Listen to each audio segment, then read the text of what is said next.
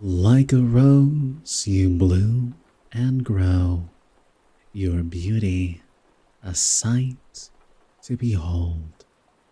I am honored to be by your side, forever your love to hold.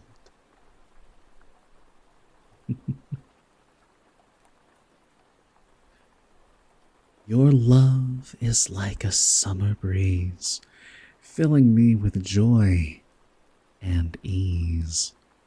With every touch, my heart is won, forever and always, my only one.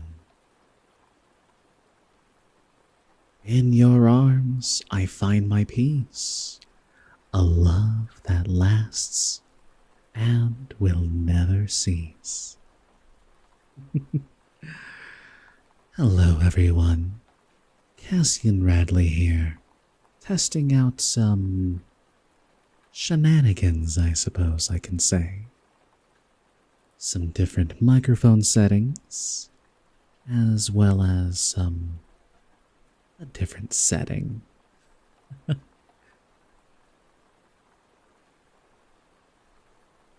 Honestly, though, I'm not feeling too good tonight. A little on the feverish side, unfortunately. All these outdoorsy times are getting to me, I guess. Gotta be careful with the change in the weather. But it has been a while since I did do a proper read. So, I think I'm going to finish up the chapter of The Fellowship of the Rings that I did not get to finish last time, and then we'll be able to move on from there. Sound good? Sounds good.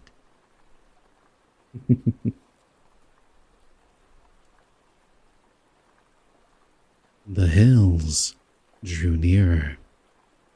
They made an undulating ridge, often rising almost to 1,000 feet, and here and there falling again to low clefts or passes, leading into the eastern land beyond.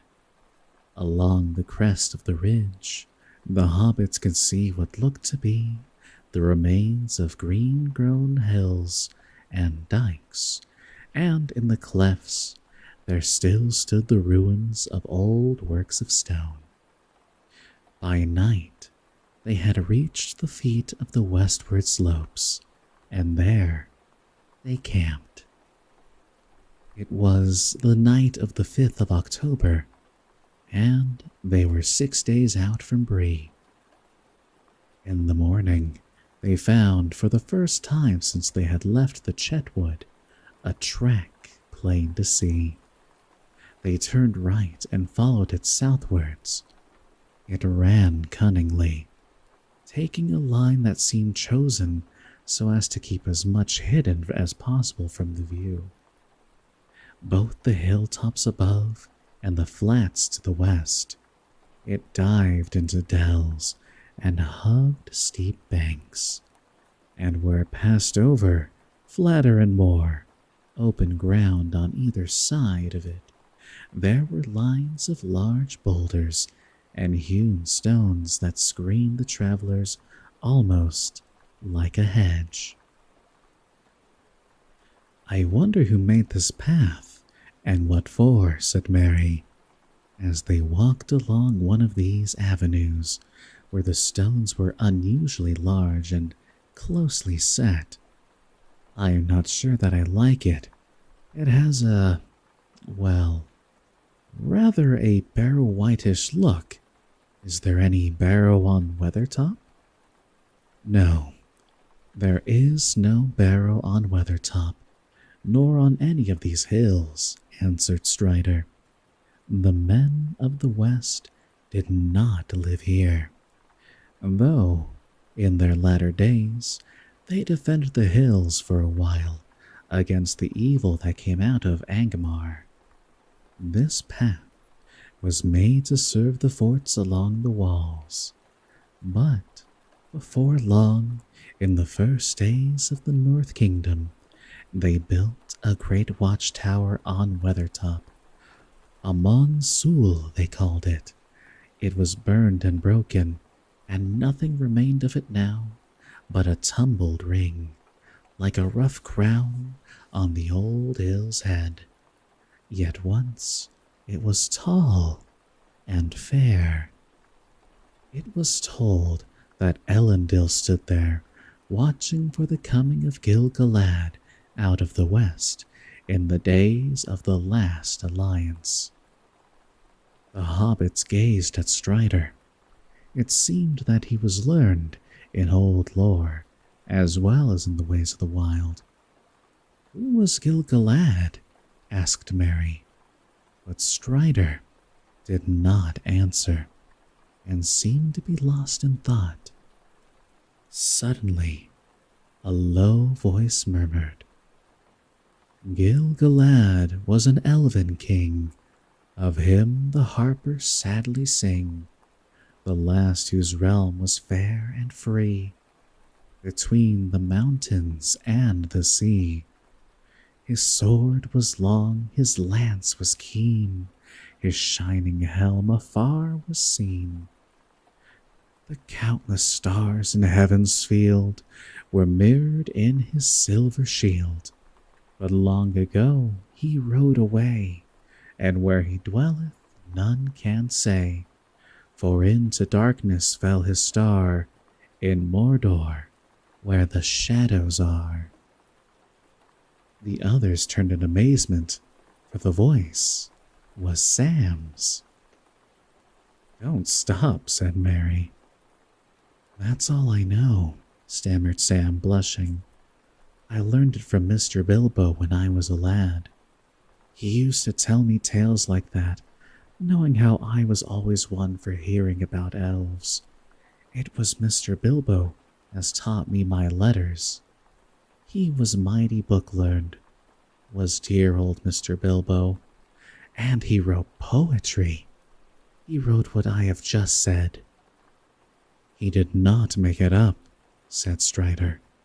"It is part of the lay that is called the Fall of Gil-galad, which is in an ancient tongue. Bilbo must have translated it.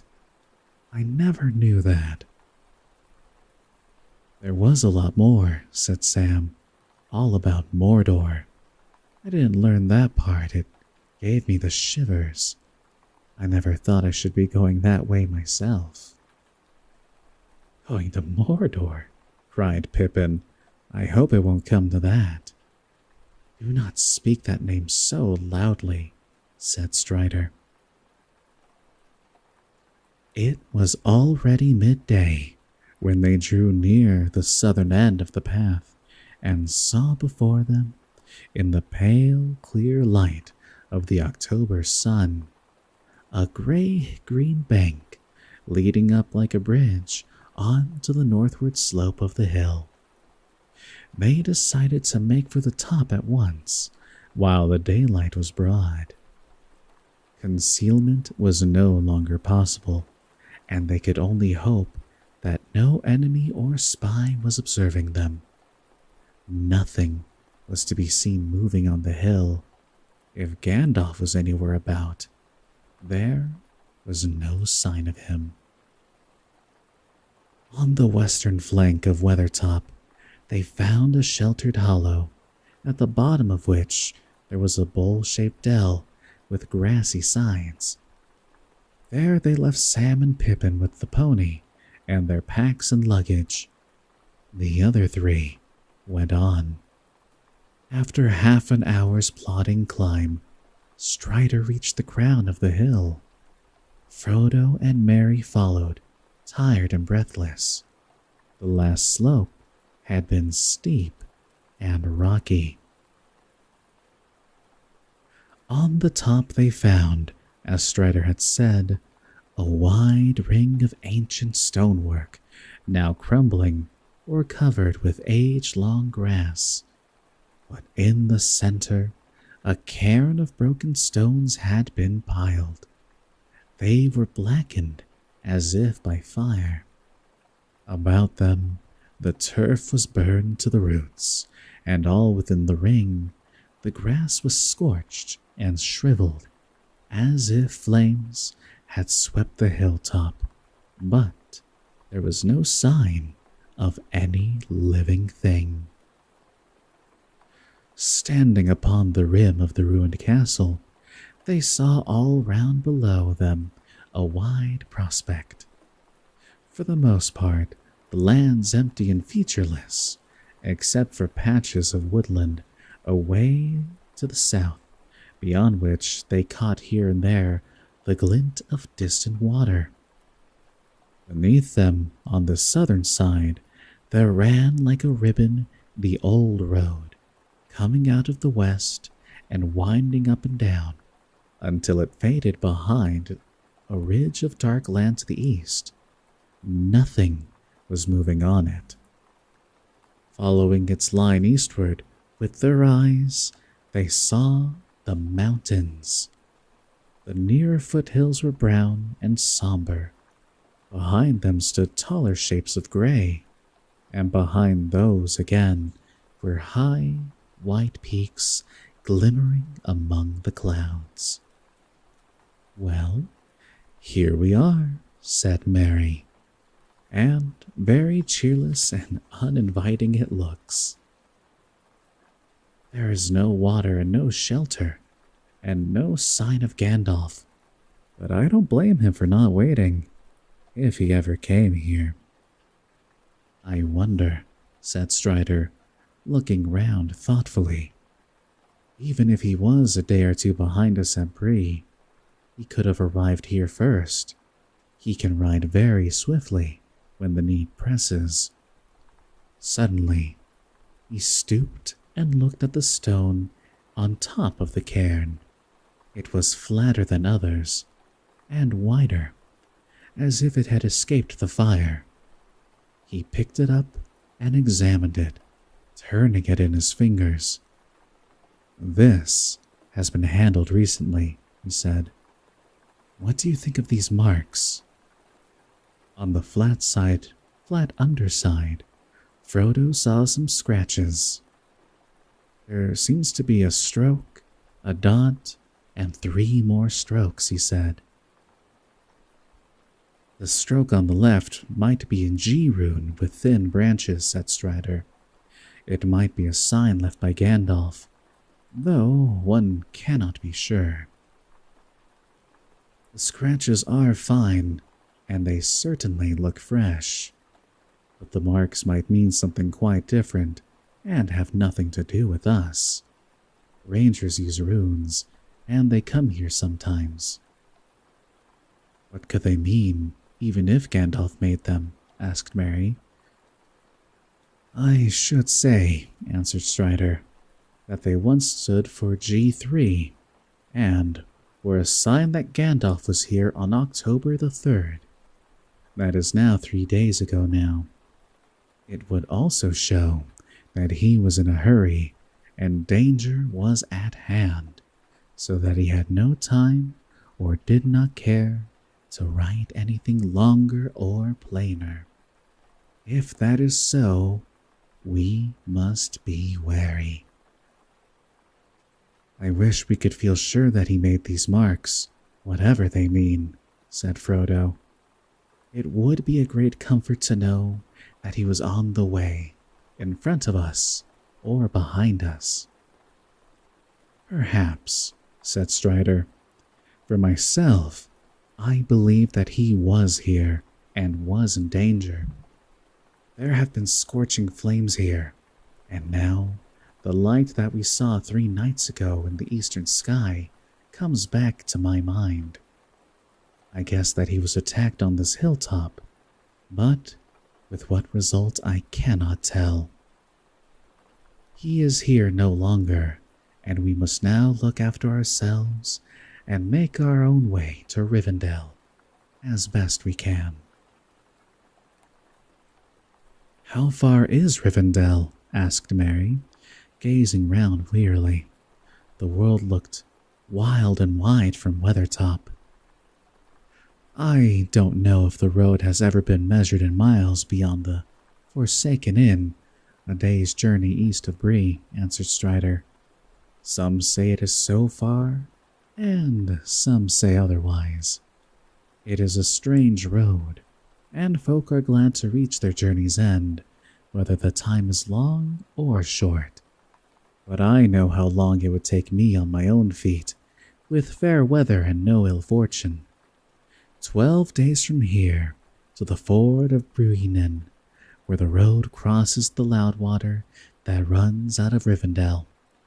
We have at least a fortnight's journey yet before us, for I do not think we shall be able to use the road. A fortnight, said Frodo. A lot may happen in that time. How Fortnite has ruined so many things. But then again, I am addicted to it. It may, said Strider. They stood for a while silent on the hilltop near its southward edge. In that lonely place, Frodo for the first time fully realized his homelessness and danger. He wished bitterly that his fortune had left him in the quiet and beloved Shire. He stared down at the hateful road leading back westward to his home. Suddenly, he was aware that 2 black specks were moving slowly along it, going westward, and looking again, he saw that 3 others were creeping eastward to meet them. He gave a cry and clutched Strider's arm. Look, he said, pointing downwards. At once, Strider flung himself to the ground behind the ruined circle, pulling Frodo down beside him. Merry threw himself alongside. What is it? He whispered. I do not know, but I fear the worst, answered Strider. Slowly, they crawled up to the edge of the ring again and peered through a cleft between 2 jagged stones. The light was no longer bright, for that clear morning had faded, and clouds creeping out of the east had now overtaken the sun. As it began to go down, they could all see the black specks, but neither Frodo nor Merry could make out their shapes for certain. Yet something told them that there, far below, were black riders assembling on the road beyond the foot of the hill. Yes, said Strider, whose keener sight left him in no doubt. The enemy is here. Hastily, they crept away and slipped down the north side of the hill to find their companions. Things are heating up, as I see, inside the book.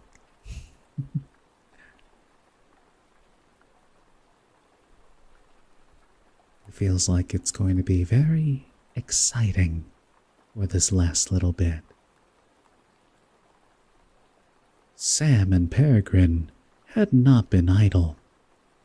They had explored the small dell and the surrounding slopes. Not far away, they found a spring of clear water in the hillside, and near it, footprints not more than a day or 2 old. In the dell itself, they found recent traces of a fire and other signs of a hasty camp. There were some fallen rocks on the edge of the dell nearest to the hill. Behind them, Sam came upon a small store of firewood neatly stacked.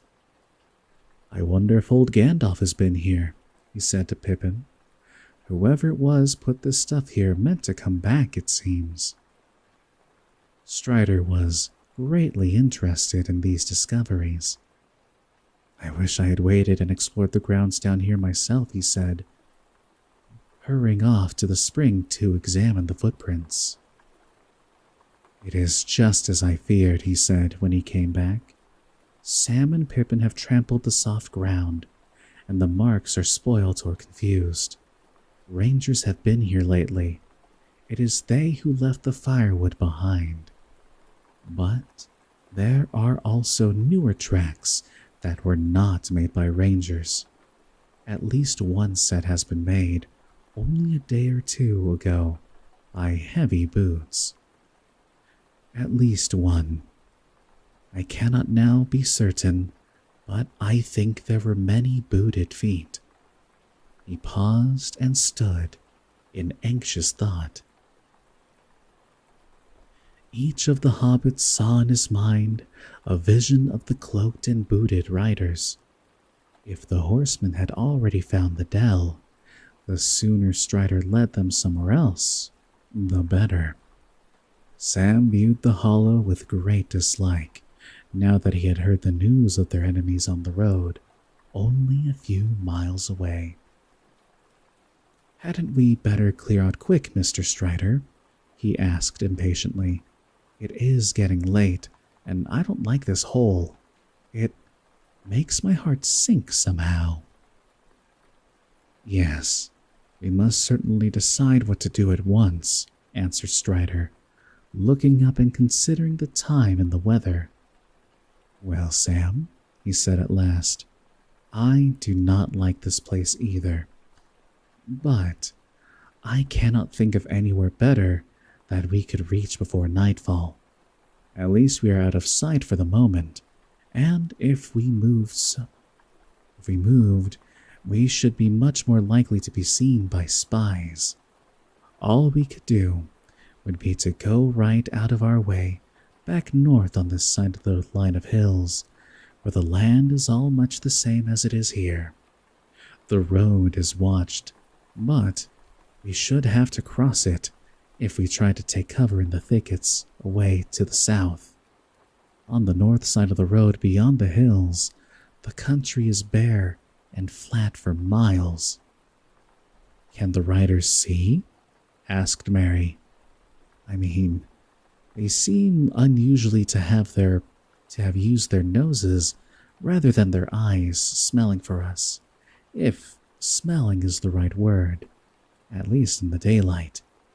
But you made us lie down flat when you saw them down below, and now you talk of being seen if we move." "I was too careless on the hilltop," answered Strider. "I was very anxious to find some sign of Gandalf, but it was a mistake for 3 of us to go up and stand there for so long. But the black horses can see, and the riders can use men and other creatures as spies, as we found in Bree. They themselves do not see the world of light as we do, but our shapes cast shadows in their minds, which only the noon sun destroys, and in the dark they perceive many signs and forms that are hidden from us. Then they are most to be feared, and at all times they smell the blood of living things, desiring and hating it. Senses, too. There are other than sight or smell. We can feel their presence. It troubled our hearts as soon as we came here, and before we saw them, they feel ours more keenly.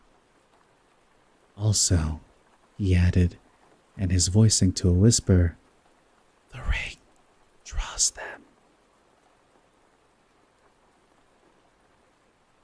Kinda like Heartless. "Is there no escape then?" said Frodo, looking round wildly. "If I move, I shall be seen and hunted. If I stay, I shall draw them to me." Strider laid his hand on his shoulder. "There is still hope," he said. "You are not alone. Let us take this wood that is set ready for the fire as a sign. There is little shelter or defense here, but fire shall serve for both. Sauron can put fire to his evil uses as he can all things, but these riders do not love it. and fear those who wield it. Fire's our friend in the wilderness. Maybe, muttered Sam. It is also a good way of saying, here we are, as I can think of, bar shouting. Down in the lowest and most sheltered corner of the dell, they lit a fire and prepared a meal. The shades of evening began to fall, and it grew cold. They were suddenly aware of great hunger, for they had not eaten anything since breakfast, but they dared not make more than a frugal supper. The lands ahead were empty of all save birds and beasts, unfriendly places deserted by all. The races of the world. Rangers passed at times beyond the hills, but they were few and did not stay. Other wanderers were rare and of evil sort. Trolls might stray down at times out of the northern valleys of the misty mountains.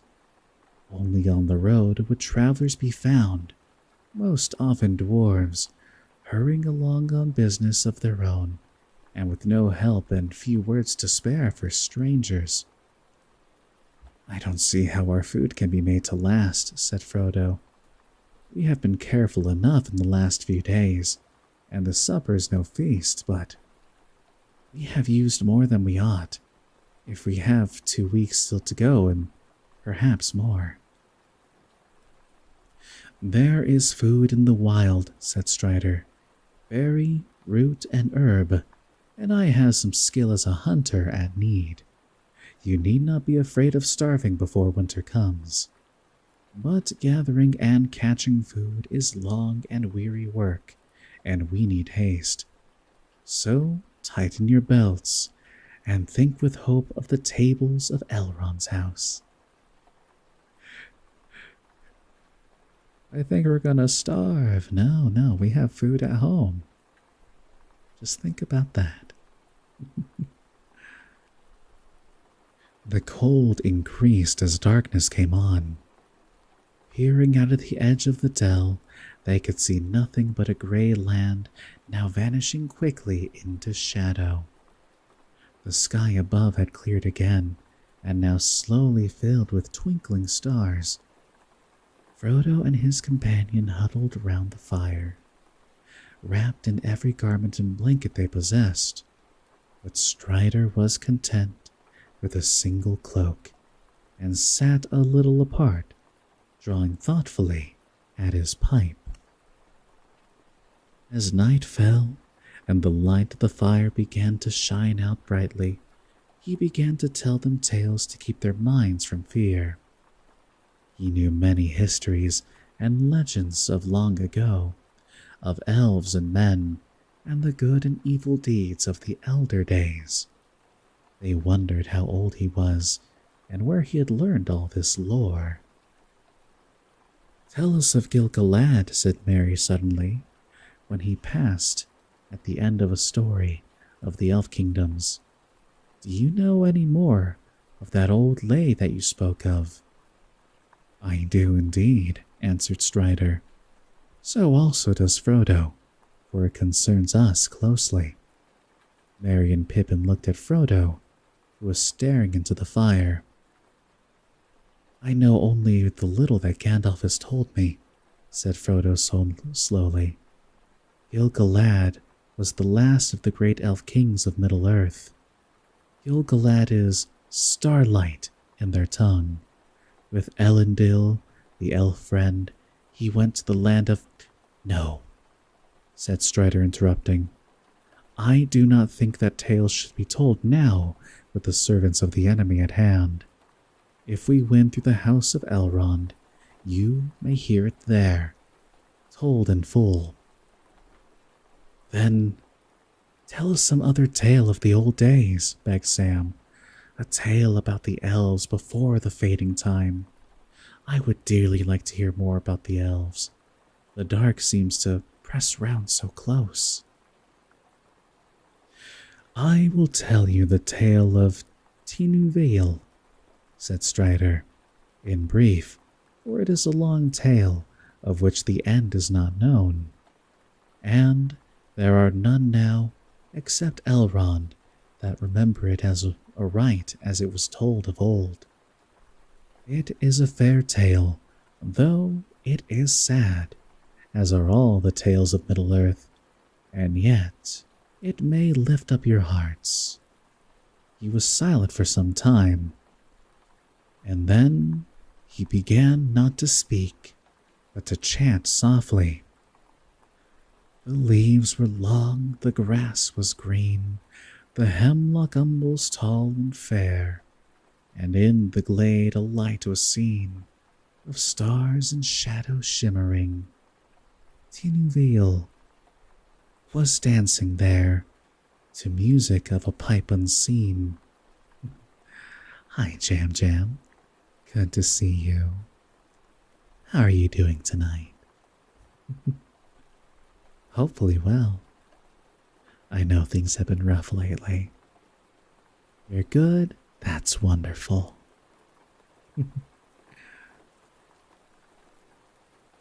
So relax, take it easy, and I'll keep on reading for you. The light of stars was in her hair, and in her raiment glimmering. There Baron came from mountains cold, and lost he wandered under leaves.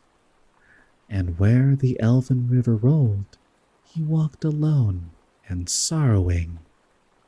He peered between the hemlock leaves, and saw in wonder flowers of gold upon her mantle and her sleeves, and her hair like shadow following. Enchantment healed his weary feet, that over hills were doomed to roam, and forth he hastened strong and fleet, and grasped at moonbeams glistening. Through woven woods of an elven home, she lightly fled on dancing feet, and left him lonely still to roam in the silent forest listening. He heard there oft the flying sound of feet as light as linden leaves, or music welling underground in hidden hollows quavering. Thank you, Jam Jam. Now withered lay the hemlock sheaves, and one by one with sighing sound, whispering fell the beechen leaves in the wintry woodland wavering. He sought her ever, wandering far, where leaves of years were thickly strewn, by light of moon and ray of star, in frosty heavens shivering. Her mantle glinted in the moon, as on a hilltop high and far. She danced, and at her feet was strewn a mist of silver quivering. When winter passed, she came again, and her song released the sudden spring, like rising lark and falling rain and melting water bubbling. He saw the elven flowers spring about her feet and healed again. He longed by her to dance and sing upon the grass untroubling. Again she fled, but swift he came. Tinuville, Tinuville, he called her by her elvish name, and there she halted listening. One moment stood she, and a spell his moment laid on her. Erin came, and doom fell on Tinuville, that in his arms lay glistening. As Baron looked into her eyes, within the shadows of her hair, the trembling starlight of the skies, he saw there mirrored shimmering Tinuville, the elven fair, immortal maiden elven wise, about him cast her shadowy hair, and arms like silver glimmering. Long was the way that fate them bore, o'er stony mountains grew cold and gray, through halls of iron and darkling door, and woods of nightshade marvellous. The sundering seas lay between them lay, and yet at last they met once more, and long ago they passed away in the forest singing sorrowless. Strider sighed and paused before he spoke again. That is a song, he said, in the mode that is called Anthanath among the elves, but it is hard to render in our common speech, and this is a rough echo of it. It tells of the meeting of Beren, son of Barahir, and Luthien Tinuvale. Beren was a mortal man, but Luthien was the daughter of Thingol, a king of elves upon Middle-earth, when the world was young, and she was the fairest maiden that has ever been among all the children of this world. As the stars above the mists of the northern lands was her loveliness, and in her face was a shining light. In those days, the great enemy, of whom Sauron of Mordor was but a servant, dwelt in Angband in the north, and the elves of the west coming back to Middle-earth made war upon him to regain the Silmarils which he had stolen. And the fathers of men aided the elves. But the enemy was victorious, and Barahir was slain, and Beren, escaping through great peril, came over the mountains of terror into the hidden kingdom of Thingol in the forest of Neldereth. There he beheld Luthien singing and dancing in a glade beside the enchanted river Escalduin, and he named her Tinuvale, that is nightingale in the language of old. Many sorrows befell them afterwards, and they were parted long. Tinuvale rescued Beren from the dungeons of Sauron, and together they passed through great dangers, and cast down even the great enemy from his throne, and took from his iron crown one of the 3 Silmarils, brightest of all jewels, to be the bride price of Luthien to Thingol her father. Yet, at the last, Beren was slain by the wolf that came from the gates of Angband, and he died in the arms of Tinuvale. But she chose mortality, and to die from the world, so that she might follow him. And it is sung that they met beyond the sundering seas, and after a brief time, walking alive once more in the green woods, together they passed, long ago, beyond the confines of this world. So it is that Luthien Tinuvale alone in the elf kindred has died indeed and left the world, and they have lost her whom they loved most. But from her the lineage of the elf lords of old descended among men. There live still those of whom Luthien was the foremother, and it is said that her line shall never fail. Elrond of Rivendell is of that kin, for of Beren and Luthien was born Dior Thingol's heir, and of him Elwing the White, whom Eärendil wedded, he that sailed his ship out of the mists of the world into the seas of heaven with the Silmaril upon his brow. And Eärendil came from the kings of Numenor, that is, Western Ys. Glad to see you getting nice and comfy, Jam Jam. Ooh. You light me up.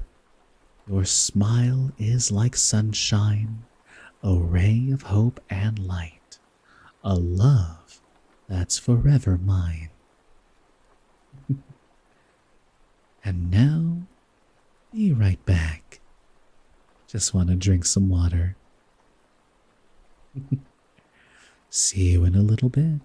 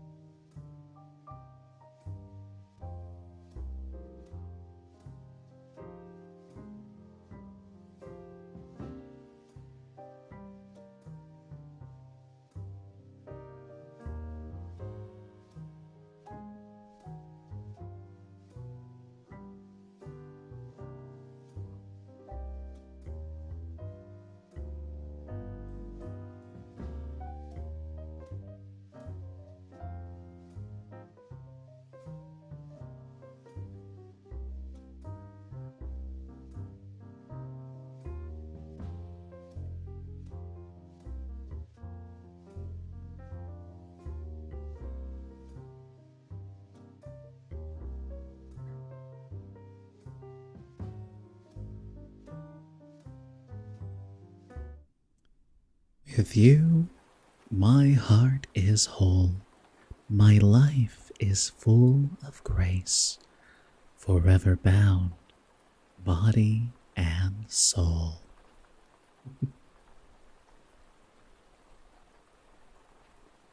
And now, back to the book. As Strider was speaking, they watched his strange, eager face, dimly lit in the red glow of the wood fire. His eyes shone, and his voice was rich and deep. Above him was a black, starry sky. Suddenly, a pale light appeared over the crown of Weathertop behind him. The waxing moon was climbing slowly above the hill that overshadowed them, and the stars above the hilltop faded. The story ended. The hobbits moved and stretched. "Look," said Mary, "the moon is rising. It must be getting late." The others looked up. Even as they did so, they saw on the top of the hill something small and dark against the glimmer of the moonrise. It was perhaps only a large stone or a jutting rock shown up by the pale light. Sam and Mary got up and walked away from the fire. Frodo and Pippin remained seated in silence. Strider was watching the moonlight on the hill intently. All seemed quiet and still, but Frodo felt a cold dread creeping over his heart now that Strider was no longer speaking. He huddled closer to the fire. At that moment, Sam came running back from the edge of the dell. "I don't know what it is," he said, "but I suddenly felt afraid. I dursn't go outside this dell for any money. I felt that something was creeping up the slope." "Did you see anything?" asked Frodo, springing to his feet. "No, sir. I saw nothing, but I didn't stop to look." "I saw something," said Mary. "Or I thought I did. Away westwards where the moonlight was falling on the flats, beyond the shadow of the hilltops. I thought there were 2 or 3 black shapes. They seemed to be moving this way." "Keep close to the fire, with your faces outward," cried Strider. Get some of the longer sticks ready in your hands. For a breathless time, they sat there, silent and alert, with their backs turned to the wood fire, each gazing into the shadows that encircled them. Nothing happened. There was no sound or movement in the night. Frodo stirred, feeling that he must break the silence. He longed to shout out loud. "Hush," whispered Strider. "What's that?" gasped Pippin at the same moment. Over the lip of the little dell, on the side away from the hill, they felt, rather than saw, a shadow rise. One shadow or more than one. They strained their eyes, and the shadows seemed to grow. Soon there could be no doubt. Three or four tall black figures were standing there on the slope, looking down on them. So black were they that they seemed like black holes in the deep shade behind them. Frodo thought that he heard a faint hiss as of venomous breath and felt a thin, piercing chill. Then the shapes slowly advanced. "Hi, Luxie. Good to see you. How are you doing tonight? I hope you've been well. And I hope work's treated you well, too." "You'll have to tell me about it." Terror overcame Pippin and Merry, and they threw themselves flat on the ground. Sam shrank to Frodo's side. Frodo was hardly less terrified than his companions. He was quaking as if he was bitter cold. But his terror was swallowed up in a sudden temptation to put on the ring. "Lot of stress lately? I'm sorry to hear that, Luxie. Hopefully you can relax a little bit and ease a bit of that stress away."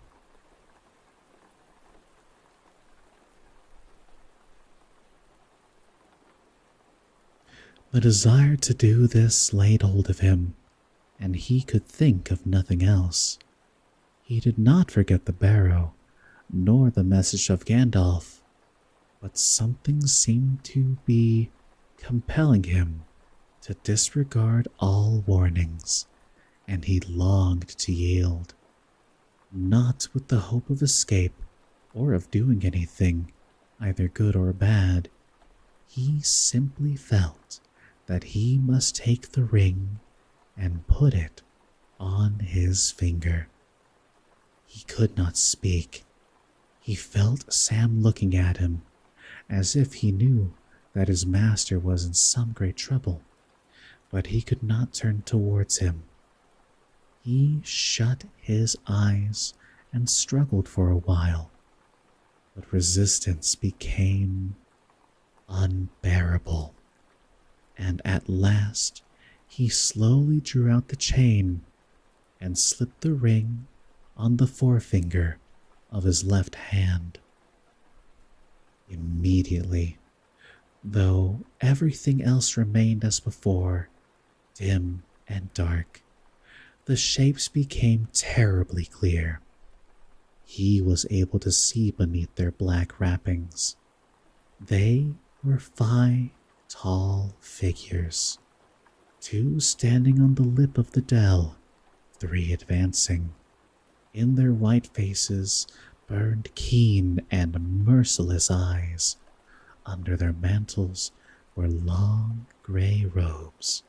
Upon their gray hairs were helms of silver. In their haggard hands were swords of steel. Their eyes fell on him and pierced him as they rushed towards him. Desperate, he drew his own sword, and it seemed to him that it flickered red, as if it was a firebrand. Two of the figures halted. The third was taller than the others. His hair was long and gleaming on his helm was a crown. In one hand, he held a long sword, and in the other, a knife. Both the knife and the hand that held it glowed with a pale light. He sprang forward and bore down on Frodo. At that moment, Frodo threw himself forward on the ground, and he heard himself crying aloud, "O Elbereth, Ilthoniel." At the same time he struck at the feet of his enemy. A shrill cry rang out in the night.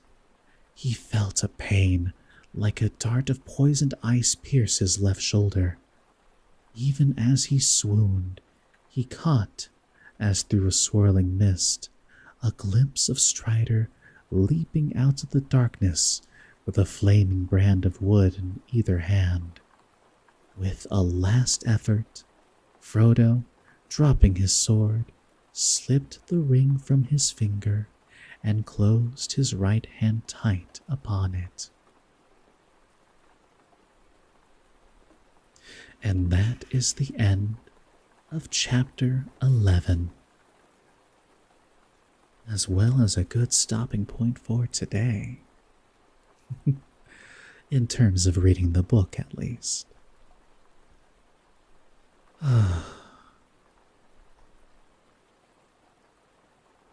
Wow, what a place to stop, though. Sorry for the cliffhanger, but that just means you'll have to come by next time to hear the rest. What can I say? It is the performer's art.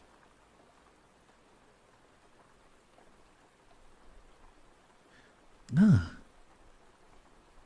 here's a nice poem for you all, though. You are my all. In your eyes I see my world. In your heart I find my home. With you I am complete. Forever and always, my love.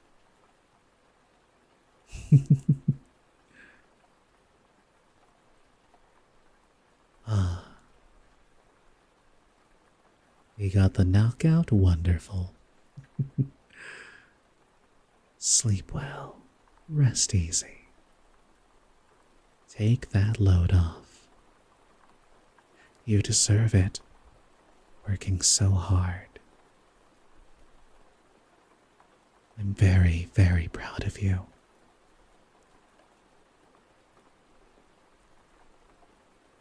It has been really rough these days, hasn't it? But you're still going strong. What's up, Jam Jam? What's your question?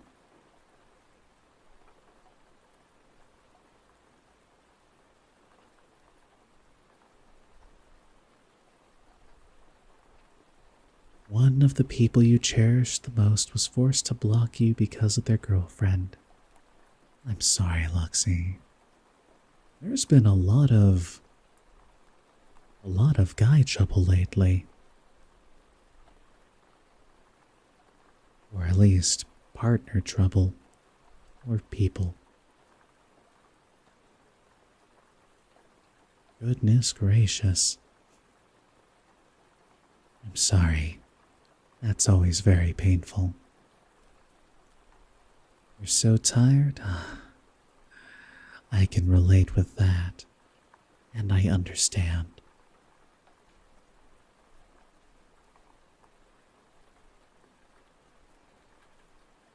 Shh, there.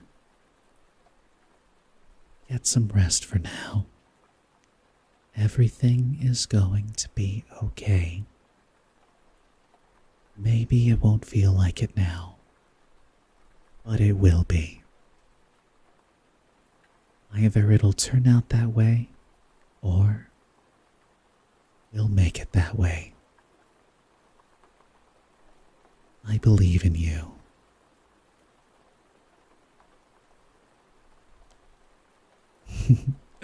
I have not, Jam Jam.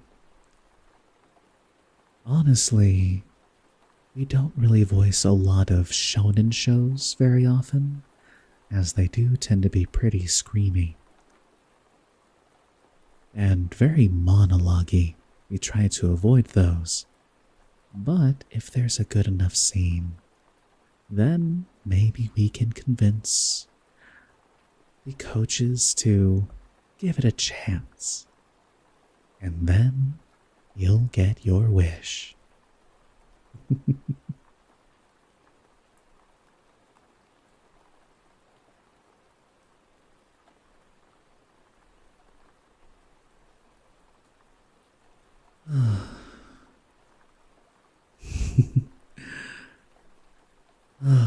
I do have to agree, though, that I am very tired. And I have a headache, too. Honestly, I wasn't feeling very good, as, I feel like I'm coming down with a fever. And a headache, too. But I did want to try out some new stuff. Thank you, Jam Jam. I will. As you can see, well, you can see a bit more of me now. And new background to use. I like the little particle effects. Yeah. I'm sick, maybe. Nothing a good hefty dose of medicine can't fix.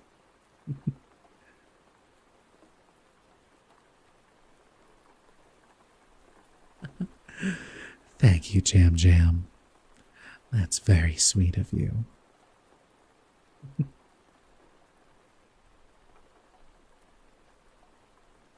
Ooh, homemade soup.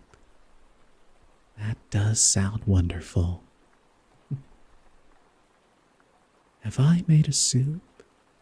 No, but a soup I've been wanting to learn how to make is a good potato soup. Now that is hearty and filling. Very, very tasty.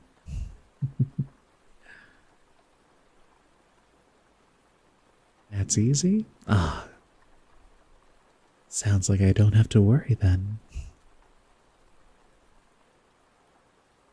I think I'll leave you all with one more lovely poem. You'll make it for me? Thank you, Jam Jam. A calm heart, your love like a gentle rain soothes my soul, relieves my pain. You calm my heart, bring me peace.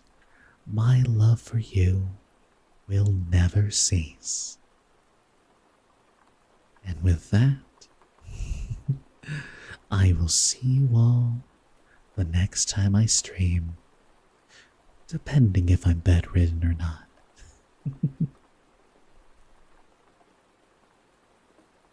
Have a good night.